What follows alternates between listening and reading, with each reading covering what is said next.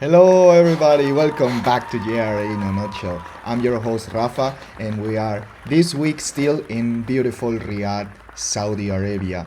And today we have a very cool interview with Riley Gaines. In case you don't know who she is, she's a swimmer. She's an athlete, a swimmer, and she was swimming for Kentucky University or something. And she was affected by the Lia Thomas situation with the transgender women competing in women's sports, etc. Normally, I don't do research on transgender sports and stuff. I get most of my information from news and podcast, independent news and stuff. But by doing a little bit of research to film this episode, it was really disturbing what I found, and you will be surprised and disgusted about how the situation is going in this transgender world. Also, I was very impressed with this girl. She is very eloquent, and yeah, it was a pretty cool interview. Definitely don't miss it. But first, as usual, please don't forget to like, subscribe, press that bell, and you will get all the notifications when I release videos. And please like, follow, share all that stuff with your friends so we can keep this channel going. And thank you very much. So let's start with Riley Gaines.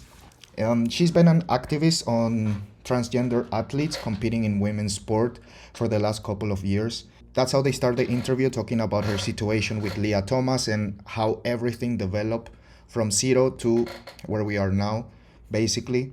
And what is the Title IX? What's going on with Title IX? They spoke about all of that stuff. Very interesting. And one of the most disturbing things that I found by doing research was this situation with the MAPS, the minor attracted people or person or whatever. Creepy, very creepy. Please pause and read this. The minor attractive people have a flag now. In case you don't realize how serious that is, I'm gonna say that again. There is a flag that pedophiles can wave proudly to support their pedophilia. How? All you have to do is fucking Google minor attractive person. I haven't done that until today, and I almost puked. There's articles supporting and saying, oh, what a discriminated group this is. Why is it so discriminated? Let's open our minds more to the fucking pedophiles. It is disgusting what is happening. They spoke a lot about also trans women in prison. And Riley says, I don't know if this is true, but there's apparently now, because of this, in women's prison, there's AIDS epidemic all over, according to her. Also, she was testifying in Congress and she spoke about it. So I decided to Google this video, and it's pretty impressive. Check it out.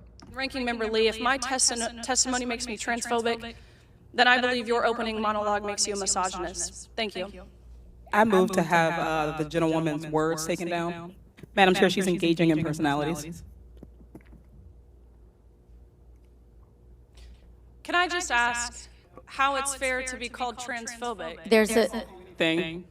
I would say men disguising themselves as women are engaging in personalities. Hang on. Order. Let's get a ruling. The chair. Complete panic in Congress because a 23-year-old just using logic. It's very sad to see that these are the leaders of the world, let's say. And yeah, it's very hypocritical, of course. She calls her a transphobic, and then she gets offended because she's called a misogynist when she's actually doing misogynistic comments, while Riley is not. She's just like, hey, these are men. So that's apparently transphobic. It's really disgusting what's going on.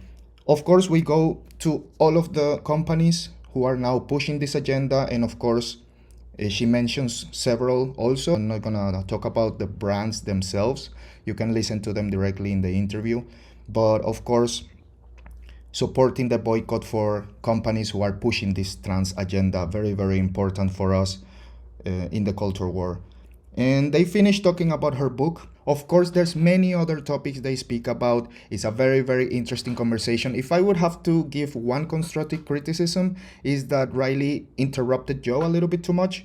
But I can imagine this is the biggest, arguably the biggest platform on earth. So I can imagine how she was a little bit nervous and stuff. I would never be able to do myself what she did sitting in that chair.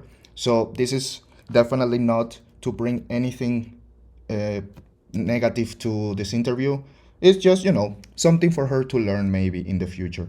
But the interview was pretty cool. I would give it 4.5 nuts. Definitely check it out. It's crazy good. And obviously, they spoke about many other topics. All of them are down in the description, as usual, and have no connection with Joe Rogan or the Joe Rogan experience, and links, all her social media, if you want to follow Riley, if you want to buy her book, if you want to listen to her podcast, it's all down in the description. All the links, you can check them out there. Don't forget to stay for the quote of the day, because here you can see in 1.5 minutes the perfect example of how eloquent this girl is and how professional she acts, even though her young age. Very impressive. So thank you for listening, as usual, and I will see you next time.